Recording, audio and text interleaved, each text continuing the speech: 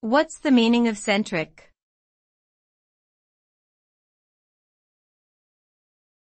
Centric.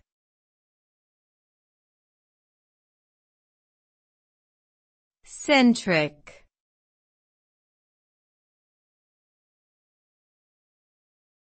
Centric.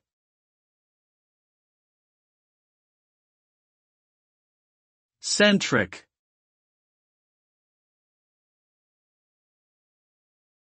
The suffix centric is used to describe something that is focused or centered on a particular thing or concept. It implies that the thing being described is the primary or exclusive consideration in the context. For example, customer-centric implies that the company prioritizes the needs and satisfaction of its customers above all else. Similarly, data-centric refers to an approach that emphasizes the use and analysis of data to make decisions. In general, centric is often used to indicate a strong emphasis or focus on a specific aspect or perspective.